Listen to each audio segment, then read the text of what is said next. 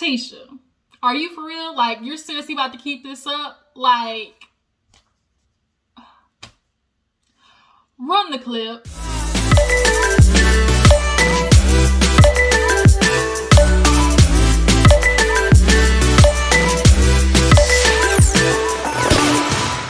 What's up, y'all? Welcome back to my channel. You see what I'm doing here? Trying to set the mood, y'all. I'm trying to get my feng shui and my chakras back in line because I just watched Love and Marriage Huntsville and that got my nervous bad, especially Tisha. So I'm going to be honest, Tisha, you might want to hit the next button because this video is not going to be for you, honey. So let me finish. Woo, y'all, let me tell you, Love and Marriage Huntsville, it'll get you all the way worked up. Okay, let me set that down.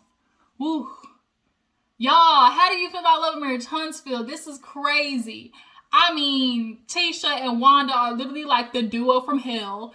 And people keep trying to get them to just see something that they just really either are too ignorant to see or really are choosing to be blind. So, yeah, I've had about enough of that. And Tisha, you have now officially just hit literally the top of my shit list. Like, I can't deal with you. So let's go ahead and get into the episode and get into it. If you are new to my channel, hey, appreciate you for tuning in. Make sure you hit that subscribe button and then also hit that like button as well. Let me know that you guys stopped by, you know, show a little bit of love and appreciation because I love and appreciate you guys back. So Love and Marriage Huntsville, y'all, let's go ahead and knock down this episode because there's so much to discuss.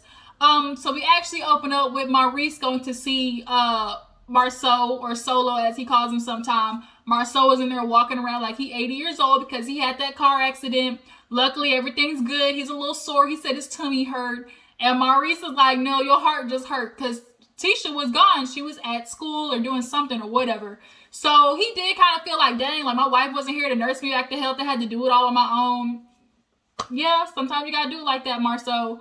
But Maurice fills him in on the camping trip and lets him know basically that Martell spilled the beans about everything going on in his life. Martell really had a vulnerable moment with the guys. I think he felt like open and was able to just really express how he felt. And without saying so, Maurice kind of gave Marceau the nod to Martell. Basically meant he had another chitlin out there. He had another little baby. Because Marceau was like saying something about, yeah, you know, men together with sons or something like that. And Maurice promised Martell he wasn't going to say nothing. So as much as Marceau was trying to get it out of him, the confirmation, Maurice did but didn't at the same time. So after that, we see a cute little scene where what's her name? Melody was with her kids and basically kind of have like a real true kind of like nice conversation that, you know, some parents, you know, really should have more with their kids, just expressing how beautiful they are, you know, telling them their hair is their crown, you know, really trying to feed into the girls, you know, strength and positivity and, you know, make sure the girls understand that they are powerful, especially after what Wanda said about them in her live. Y'all, Wanda gotta get checked. And Tisha, honestly, you're the only person he can do it because she's not going to listen to anybody else. But the fact that you don't check your mother because I don't know what, out of fear, Tisha, she's gonna love you still. You can check your mom and tell her she's wrong and she's still gonna love you at the end of the day. Like, you're not gonna lose a friend in your mother because if there's one thing your mom's gonna do, it's gonna stand behind your back whether you're right or wrong. And it's annoying, okay? But nonetheless, Wanda said some, you know, she said some stuff that was quite inappropriate about, you know, Mel's kids. So Mel actually calls Tisha and it's like, look, girl, I'm calling you to let you know Wanda was out of line talking about my girls, their hair and, you know, their looks and stuff. And I'm just trying to, you know, figure it out. Like, what is it with Wanda? Like, what is it? Tisha really tried to play real stupid. Like, oh my God, like, I can't imagine my mother saying anything like that. Like, she's just never done anything like that. And Mel was like, talk about kids? Tisha, come on, Tisha. Well, I mean, I know you a little touched and all, but we got you on film. Smile, bitch, candy camera. Like, your mom is on film literally talking about kids and literally going in on Martell and Melody every season. What do you mean that's not what she does? So Melody was like, yeah, she was talking about the girls and, you know, I'm trying to facilitate in them, you know, positivity, love, and, you know, self-care and stuff like that. And so Tisha conveniently uses that as a segue to be like, well, my mom would never do nothing like that. I just couldn't imagine her saying anything about the children. But speaking of, I'm putting on an event about girls, brown skin something or whatever. And basically she's having young black girls come and try to, get a little black girl magic entrepreneurship going and, appreciation of natural hair, whatever hair, whatever state the hair is in. And she invited Melody. And Melody's like reluctantly said yes, because at the end of the day, it's about children. But here's where Tisha, you definitely can tell she gets super nervous around Mel. And she like trips up in her talking. Like, I just think she just is so insecure, like especially around Melody, that it causes her to just really become defensive automatically. Out of not trying to feel embarrassed or, whatever. She just really has a lot of PTSD from elementary school and junior high from getting picked last in kickball, that it's definitely reading out in her adult life. But nonetheless, Melody says she would come, and she's like, yeah, you can come, or, I'll send information to Martell. She's like, send what to Martell? No, it's okay. I'll bring the girls. He's like, and then Tisha revealed, well, sometimes he drops the kids off, and Melody's like, I didn't know that, but, it's a girls' event, right? That's what you said, so I'll be there. But I ain't dropping my kids off, really? Like, no. Excuse me, ma'am. Not doing that. But what I'm more interested in is, why is Martell dropping the kids off? Where is he going after he dropping the kids off? I mean, I know there's play dates and stuff, and the girls are still cool and whatnot, but, he's not getting hired for work, so where you going, Martell? Up to your nigga shit again? So, after that scene, we actually see, what happened after that? Martell, speaking of Martell, actually, so Martell goes to stop by Chris's office and basically gives him, the update that, bro, we might not be making this money. Chris, y'all, I don't know if y'all caught this shit, but Chris was definitely shady boots. He was asking, how everything go. He's like, yeah, Martell loves to just put that out there for people to feel sorry. Yeah, the divorce man. He automatically starts with the divorce. Yeah, the divorce man is just taking a toll on me and the kids, just trying to live the best way I can. And, Chris, I'm like, oh, the kids, you got to be there as the dad. 3 girls, 1 boy. 3 girls, 1 boy. And he definitely was trying to put a count on the kids that he had, because 1 boy is no longer. You got 3 girls, 2 boys. And Martell, this didn't correct them either. But nonetheless, Martell tells Chris that they got to put a halt on the sale of the land. He's like, yeah, I can't even sell anything right now, dealing with legal matters. Now, here's the thing. It's not that he can't sell. From what I'm getting from this situation is that he doesn't want to sell, because Melody gets 50% of that purchase, and she's still on the land. So when they had that little business meeting that they tried to have, and she's like, oh, the 47 acres. He's like, oh, there's no update on that, but I'll let you know. Clearly he was lying. But nonetheless, he doesn't want to sell while he's still divorced, in the process of divorce, because whatever money comes for that goes to Melody. Like, half of that goes to Melody, or a portion of that. Bro, you really might want to suck it up, because like you said, he's like, yeah, things are going to get tough, Chris, with the legal stuff. And he's like, well, shit, they already started on the land. Like, they already did geo-tracking, all types of shit. So, like, that's going to be another legal situation itself, because you're about to break contract. So Martell's all the way effed up, and he was like, yeah, man, I'm prepared to hit rock bottom. When he said it like that, it was like, damn, bro, you really effed up. And like, you want to feel bad. No, it's not that you want to feel bad. It's just that you want to have some type of, I don't know, like sympathy, empathy.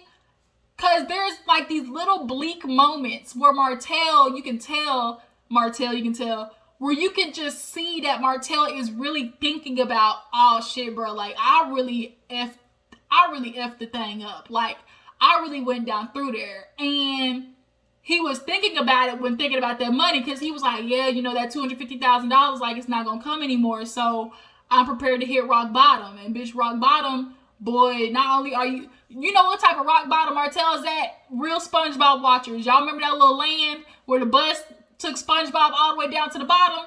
and it was that weirdo land with all them little spitting creatures. That's how low Martell is right now. That right there. So moving on from that, we actually see Marceau, Tisha come home, see Marceau. You know, they're loving up on each other for literally like 2.5 seconds before they get into the fact that, you know, she was gone. He was back from the car accident. She's asking how he dealt with, you know, Mama Wanda. And he was like, Tisha, I'm not going to lie, bro. Like, this has got to stop. Your mom, she's doing too much. She's disrespecting boundaries. The kids don't go to bed in the right bedtime. Then all of a sudden, she's bringing 3 kids over here. She's like, well, she has custody of 3 kids. Who 3 kids are those? Like, I think Tisha has siblings, right? So are they the siblings' kids? Like, are they, like, her aunt? Like, whose kids are those? Because I saw a big kid at the end on top of that baby. So where's this newborn baby coming from? But he was like, yeah, she was doing, like, too much. So I guess she took the kids to Birmingham when he went on the trip. And he's like, Tisha, like, you got to understand, your mom is causing a lot of, like, rifts between us. And speaking of mom, the Tasmanian devil herself walks through the door, and comes in like a bat out of hell, obviously, with her new boy. I tell you, Wanda, she been fried, died, and laid to the side all season, y'all. She said, I'm not gonna touch a scene and not look good for whatever young man she, over there getting hit from the bike at. Cause, you know, she said she got a man. So she might be paying for a little escortation or something, you know. She got some, I don't know where she found this man. Maybe blackpeoplemeet.com, you know, eHarmony, christianmingle.com, you know, farmersonly.com, who knows? But Wanda, she trying to look good on the scene, and she basically tells Marceau, like, oh, you went on this trip conveniently when Tisha goes. He's like, yeah. She was like, well, you need to think about, like, you had this sports car. Why'd you take the sports car? Maybe there was somebody in there. He was like, well, don't you think if somebody was in the car by now, like, we would have found out? True, we know that. But Tisha, she talking about, oh, Marceau, Ma, you really think there was somebody in the car for real? Like, why do you keep trying to put him in a situation? She's like, look, he got his hands in the pudding. Then she said the pudding. And Marceau like, what pudding? Nigga, you know what pudding. I still, to this day, we know that Marceau fucked around on Tisha. Like, that is a given. Melody know, Martell know. At the reunion, he said, nigga, bitch, I was there when he did it. Like, they both was out there dating their little side pieces. So Tisha wants to stick her head in the sand, but her mama, Wanda, is really trying to pull it out of her. So she goes from that to talking to Marceau, like, you not gonna do me like my daughter. You not gonna treat me bad. Talk about the other side of the tracks. And, like, when that happens, you can definitely tell that Tisha is telling her mom this stuff, and she's being her mouthpiece. And it's like, Tisha, you gotta grow up out of that. Like, you really, at some point, like, you damn near 40, and you really cower down into, like, a 7-year-old anytime you get confronted with something that doesn't agree with you, anytime it has something to do with you being wrong, anytime it has something to do with your mother, like, or you in general, like, your confidence is whack, you're illiterate, like, you slow to think and comprehend. Like, we learned freaking, comprehension in junior high. You look at the situation, you come up with a hypothesis, educated answer, and I'm worried about you, Tisha, I'm not gonna lie, but also we know who your mother is, so I can't really blame you. But at this age too, I can't blame you, because Tisha, like, this is fucked up. Like, bitch, you gotta stop. Like, this is starting to get super old, and every time Tisha comes on the scene on my freaking TV, like, I kind of get, like, this little feeling in the pit of my stomach, like, ooh, this bitch. Like, you know, like, when you see somebody you don't like, you just kind of get, like, that little in your stomach. And, like, Tisha, like, it's getting bad, bitch. Like, you are going to have a rough reunion, like, real bad reunion. Because they are going to be on your ass like white on rice. But Marceau is like, you know, Wanda, you need to understand, like, you're coming in between Tisha and Kimmy's relationship. She's like, no, I don't give a damn about what you or Kimmy thinks. I'm going to be who I am to the day I die. He's like, I definitely, you know, will see that. Ain't nobody denying that. So she was like, I am only here for you and the kids. He's like, well, the same way you got here is the same way you can leave. So Tisha's like, no, you know, let's not do it, you guys. Like, you know, we don't need to do this. He's like, what you always say, Wanda, shake a bone. When he said shake a bone, she said, don't you use my words on me. It is, Marcel does that a lot, and Mama Wanda can't do nothing because it's like, touche, bitch. So she gets up and she's like, no, Marcel, you're being so disrespectful. Like, how dare you tell my mom to shake a bone? It was like, did he really say something that was that disrespectful? I would never speak to your mom like that. Well, bitch, you don't have to, because his mom's not in town wreaking havoc, messing up stuff, and then bouncing like nothing ever happened. Like, Wanda comes in like Hurricane Katrina and then leaves, and all of a sudden wants to act like Red Cross. Like, no ma'am. No ma'am. No ma'am. So when she said something back to him, like real slick, talking about, oh, I did call the insurance company, I did this something to your car. He like, well, you're not gonna say nothing then? And in the confessional, it was super crazy because she was like, oh, I just really want y'all to get along. And Marcel's like, well, you need to understand, like, your mom is coming in between our marriage. She's a bully. No, she's not. She's not a bully. I mean, she damn near close. Like, if you want to be real, because she just doesn't stop. Like, that's what a bully does. Like, they just don't stop. And they have no care or consideration about how their actions affect other people. So she was telling Marcel, like, oh, why can't we just move on? We just need to learn how to get over things. He's like, oh, you know how to move on and let things go? She's like, yeah. He was like, noted. Really, Tisha, bitch? Okay, you know how to let things go, but yet we have this scene that happens next where clearly you can't. So they end up getting to, her little event, with the brown girl magic event or whatever, and Melody shows up looking good. And she been looking real good on the scenes. Gotta make Martell eat his heart out. Did I miss something before then? No, I don't think so. No. So Kimmy's there, all the girls are there, and actually it was a pretty decent event. Girls were there, and they had this young entrepreneur girl that says, like, more than peach, basically creating more brown colored crayons for, kids who are black. Because at the end of the day, there's multitudes of black color. That's the one thing about black folks. We come in all shades, colors, undertones. Like, we are the shit, y'all. Black people rock, period. But they go from that to, after everything, Kimmy's there, Destiny's there. They all sit down. First, Mel, Kimmy, and Destiny. And she's like, look, we need a girls trip. Let's get away. Let's try to figure out something. And Mel agrees to it. And Kimmy was like, well, that was easy. Like, dang, Destiny, you came in and just like, okay. So she's like, well, I'm down for it too. And Melody's like, she's just ready to just kind of like get in a situation where her and Tisha can be in the same room and that tension is not there. So Tisha comes to sit down. I actually was pleasantly surprised with Tisha's hair in this moment. I wishy-washy on the necklace. Like, I know she was I know what theme she was going for, but I can't really decide if I like it or not. But Destiny invites her to the camping trip, obviously. She's like, look, girl, let's do a girls trip. And she's like, who all's going? Bitch, you know who all going. Like, Tisha is so good at this passive-aggressive shit that she really gets stuck on Mel being a mean girl, because somebody being strong and just outright saying what they got to say versus somebody who's passive aggressive, she's always going to look at somebody just boom saying what I got to say and give no F's about it, versus Tisha, who like to just do little pokes here, little jabs here, little jabs there. She's always going to look over there and be like, I'm not like that, but bitch, the passive aggressiveness is more fake to me. I can't stand passive aggressive people. That shit will get under my skin so bad, because it's like, bitch, what you got to say it already. But she's like, well, we're not going to go in the same car, are we? Like, just in case one of us need to leave. And Mel gets up because she's rolling her eyes like she really want a problem with me. And Destiny's like, look, girl, like, this could be a time for us to talk. Like, we need to get shit on the table because you and Mel were friends at the end of the day. Like, maybe we can get to a point where y'all remember why y'all started to be friends in the first place. Well, she's like, I feel like we should have boundaries, things we can touch, not touch, and say.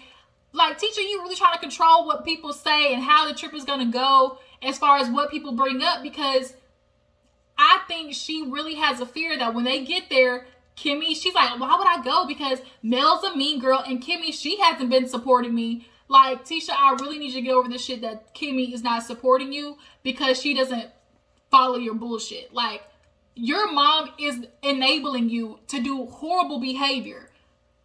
Kimmy is a real friend because she really telling you, like, girl, you messed up, or girl, you're wrong. Like, you need to grow, Tisha. And because you're wrong in something, I think she just really has this idea that, oh, if I'm wrong, that's a one-up for Mel. Like, anytime she gets proven wrong in something, she feels like that counts as a point towards Mel. I feel like that's what I'm getting, because her comparison is always to what happened in the past, what happened with Mel, why Mel did this. And it's like, or Kimmy and Mel's relationship, like, she so badly Loki wants to be her. She's starting to be her. Like Mel said, bitch, I'm the one who inspired you to get out the house.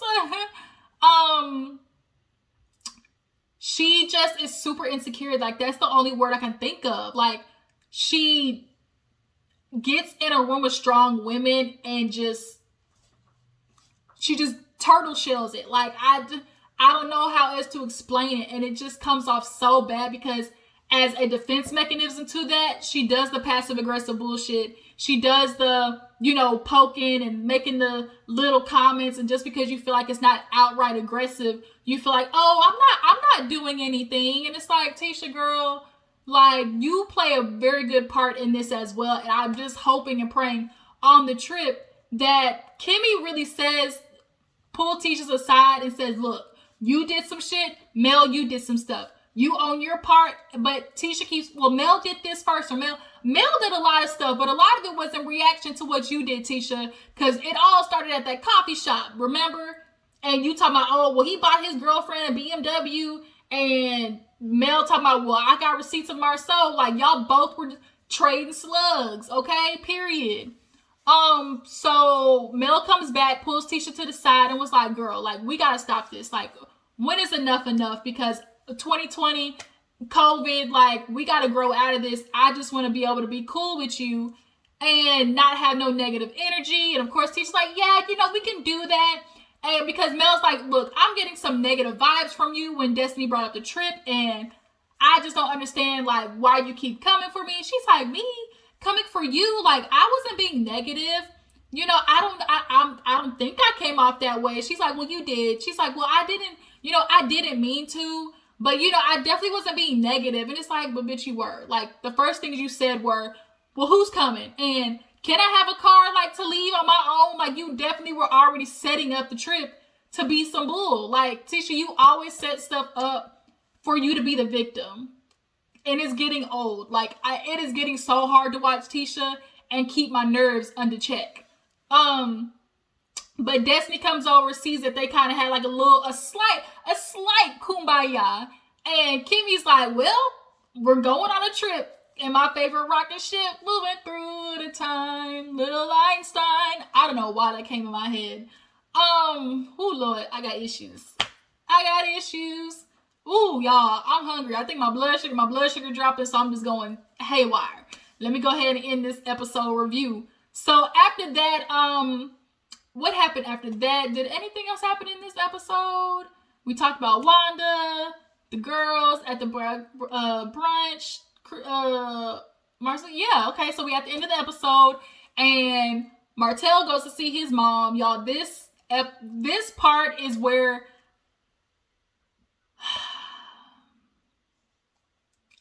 men, y'all really just fuck stuff up. Like, y'all think with the wrong head. And it gets you put in situations that you just do not think about the consequences of your actions. So he goes over there and he's like, yeah, I just love seeing the kids play with grandma. This is the times that I love. And he tells the kids to go, and then he sits down with his mom, and, she's just asking, like, how's the divorce? He's like, things are just kind of getting rough because Mel, I don't know why she keeps putting it on social media. And the mom's like, well, she's hurt, Martell. Like, she just wants to say it, like, instead of bottling it in. But Martell, guess what? Had you not been community dick, there would be nothing for her to put on social media. Period, Control, Alt, Delete, exclamation point, done. Like, that's the end of the story. So then he goes into how, oh, Mel, like, she just keep talking. The kids came up to me talking about, oh, daddy, you got a girlfriend. That's what mommy said. Why is she telling the kids I got a girlfriend? Because, nigga, you do. That's what you said. You called this person. You said that y'all were serious. So Mel has to then tell her kids who the freak this girl is when they come over there for visitation. When you have your week with them and there's a bitch in the living room sitting down, who you think they're not gonna have questions? Martell, like, bruh, like, he chaps my ass so bad. I can't watch him or Tisha or Wanda. Them three musketeers, bitch, throw them away, okay? But he's like, oh, it just makes me almost want to be like, well, you know, me and mommy are going through stuff, but mommy got a boyfriend too. And the way Martell's mama looked at him was like shaking her head, because you're watching your son literally be petty as fuck. Like, the reason this divorce is getting messy and ugly is really mostly because of Martell. You gotta let go, Martell. You did this for 5 years. You cheated on Melody for 5 years. And I think because it went on so long, he thought he was just going to be able to play it and his wife was going to stay there because they built so much together. He felt like that was going to lock her down. Like, she's not going to ruin this. Like, we got 3 companies together. We got 4 kids. Like, she's not going to go anywhere. And that's where men F up, because first of all, you got comfortable. You got real sloppy. People should know who your side bitch is, period. Like, she's supposed to be in a whole another city over, at least a whole another hour over, but you mess with a girl in your own backyard, so people are gonna find out. But for him to be like, oh, I'm gonna tell the kids that mommy got a boyfriend, like, how stupid are you, Martell? Like, I can't. So the mom is just sitting there like, so are the rumors true about the baby? He's like, yeah, you know, I wish it wasn't true, but it is. And she's just shaking her head, and she's just like, I can't, because, you know, you guys built so much together, but if I were Melody, I know how I would feel. And she just starts crying, gets emotional, and Martell's like, yeah, I'm just going to have to, work through it every day and just get through it. And he's shaking his head, and he's just kind of like dazing off, looking around, and you can tell he's just really thinking, like, Martell, you do not get to sit and be like, oh, because she cheated too. Like, she not putting it out there. Like, if I'm cheating, we both need to put it out there. You got to quit trying to convince yourself that Melody cheated on you. You trying to play real hard semantics, because he did that in the scene before this. When, remember, he went over to Melody's house and he was like, well, I'm not the only one committing adultery. When she was talking to somebody, she's still married. So that's cheating also. Nigga, you know what? Don't play. Now you're trying to play Tisha. Now you're trying to play real ignorant, stupid, illiterate, all of the above. Like, don't do that, because if you, the type of man that you are, if you really believe Melody cheated and you feel like you took her from teacher to penthouse, made her a boss woman, you did all this shit for her, you would not still be with her, Martell. Men have a harder time getting over women than women have a time getting over men. Especially with who you are. So, and even if she did, bruh, it don't count. It don't count. If you take a person back after cheating, that, like, you have to let that go. You forgive them. You move on, reset. So, you don't then get to be like, oh, well, you cheated, so I get to have a bitch for 5 years, and you're supposed to take it. No, that's not how that works, bruh. He aggravates the living shit out of me, and when you have these small moments of watching him, like, there's these little glimmer of hopes where he, like, you can see he's really thinking about the shit that he fucked up. But then he goes right back to Melody. Melody did this. Melody did that. Melody did this. It's not gonna work, bruh. It's not going to work. You're gonna have to understand that you gotta sit in this shit. You gotta hit rock bottom, and you're gonna have to rebuild everything. And I guarantee what you build now by yourself or with this girl is not going to be as good as you had it with Melody. Tyler Perry said it best. What Tyler Perry said, the 80-20 rule, that 20 look real good when you don't have it, but then you realize you fucked up 80. You messed it. Oh, shoot, I got a phone ringing. Sorry, y'all, I'm back. So basically at the end of the episode, we basically watched Martell realize he blew his whole spot up for a woman he's not even going to stay with. That's what always happens. You get the 80-20. Like, yeah, it looked good because you don't have it. But now, can Ariane even show her face? And how does Ariane feel the fact that here's a man on TV basically showing regret? He don't want the baby. He realizes, oh, he's like, yeah, because the mom was like, I'm always gonna love Mel. She's always gonna be, my daughter-in-law. And he's like, yeah, I'm always gonna love Mel too. So, Ariana, what spot do you feel like you have in his life? What spot do you feel like that kid is gonna have in his life? Because no matter what, they're always gonna take precedent to that. And you have a man who called you a peasant on national TV. A peasant. You were a peasant to this man. But yet, you still hopped on and did a full split, and you busted it wide open for this man who got a wife. Like, how does she show her face after this? Next season, is she going to pop up? Because he's definitely going to need the money. He's going to need to have some type of scene. Like, when does it become okay for him to come out with her? That is my question. Like, at this point, we've now reached the part where we know he has a baby. We know this girl's pregnant. Does she come out now? Like, what do you guys think? Drop down in the comments. Does Ariana Curry come out, and do they come in a present themselves in a relationship? And now, how does this work as far as co-parenting? Because now when they do birthday parties or events or, stuff, like, she's never going to be able to come and show her face. The mom is not going to love her like Mel, obviously.